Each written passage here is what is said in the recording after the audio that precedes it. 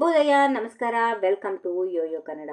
ಕೇಂದ್ರ ಸರ್ಕಾರಿ ನೌಕರರ ಪಾಲಿಗೆ ಈ ಬಾರಿಯ ಹೋಳಿ ಹಬ್ಬ ಹೊಸ ಸಂಭ್ರಮ ತರಲಿದೆ. 2026 ಹೊಸ ವರ್ಷದ ಗಿಫ್ಟ್ ನೀಡಲು ಸಜ್ಜಾಗಿರುವ ಕೇಂದ್ರ ಸರ್ಕಾರ ನೌಕರರ ತುಟ್ಟಿ ಭತ್ಯೆ ಅಂದ್ರೆ ಡಿಎ ಹೆಚ್ಚಳದ ಬಗ್ಗೆ ಅಂತಿಮ ನಿರ್ಧಾರ ತೆಗೆದುಕೊಂಡಿದೆ.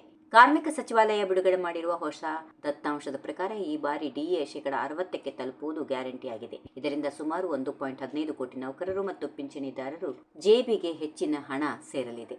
ಮಾರ್ಚ್ ತಿಂಗಳಲ್ಲೇ ನೌಕರರಿಗೆ ಈ ಡಬಲ್ ಧಮಾಕ ಸಿಗಲಿದ್ದು, ಇದರ ಕಂಪ್ಲೀಟ್ ಲೆಕ್ಕಾಚಾರ ಇಲ್ಲಿದೆ, ನೋಡ್ಕೊಂಡು ಬರೋಣ ಬನ್ನಿ. ಹೌದು, ಕೇಂದ್ರ ಸರ್ಕಾರಿ ನೌಕರರು ಕಳೆದ ಕೆಲವು ದಿನಗಳಿಂದ ಕಾಯುತ್ತಿದ್ದ ಡಿಎ ಹೆಚ್ಚಳದ ಸುದ್ದಿ ಈಗ ಫೈನಲ್ ಆಗಿದೆ.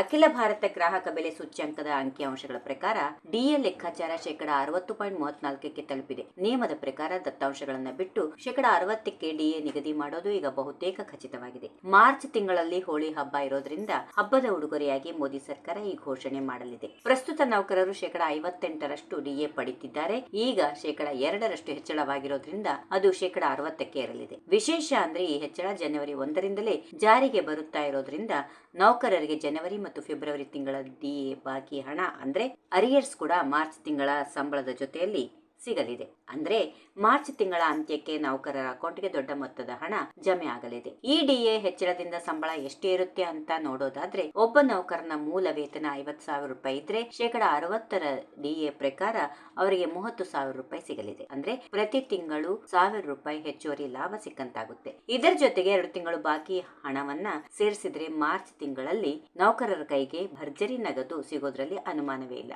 ಮತ್ತೊಂದು ಕಡೆ 8ನೇ ವೇತನ ಆಯೋಗದ ಬಗ್ಗೆಯೂ ನೌಕರರಲ್ಲಿ ಭಾರಿ ಕುತೂಹಲ ಮೂಡಿದೆ. 7ನೇ ವೇತನ ಆಯೋಗದ ಅವಧಿ 2025ರ ಡಿಸೆಂಬರ್ಗೆ ಮುಕ್ತಾಯವಾಗಿದ್ದು, ಈಗಿನ 60% ಡಿಎ ಭವಿಷ್ಯದಲ್ಲಿ ಹೊಸ ಮೂಲ ವೇತನದಲ್ಲಿ ವಿಲೀನಗೊಳ್ಳುವ ಸಾಧ್ಯತೆಗಳು ಇವೆ. ಇದು ನೌಕರರ ನಿವೃತ್ತಿ ಸೌಲಭ್ಯಗಳ ಮೇಲೂ ದೊಡ್ಡ ಪ್ರಭಾವ ಬೀರಲಿದೆ. ಒಟ್ಟಿನಲ್ಲಿ ಹೋಳಿ ಹಬ್ಬದ ಸಂಭ್ರಮದ ಜೊತೆಗೆ ಈ ಆರ್ಥಿಕ ಲಾಭ ಸರ್ಕಾರಿ ನೌಕರರ ಮುಖದಲ್ಲಿ ಮಂದಹಾಸ ಮೂಡಿಸಿದೆ. If you like this video, ಬೇಗ ಲೈಕ್ ಮಾಡಿ, ಕಾಮೆಂಟ್ ಮಾಡಿ, ಶೇರ್ ಮಾಡಿ ಹಾಗೂ ಯೋಯೋ ಟಿವಿ ಕನ್ನಡವನ್ನು ಸಬ್ಸ್ಕ್ರೈಬ್ ಮಾಡಿ.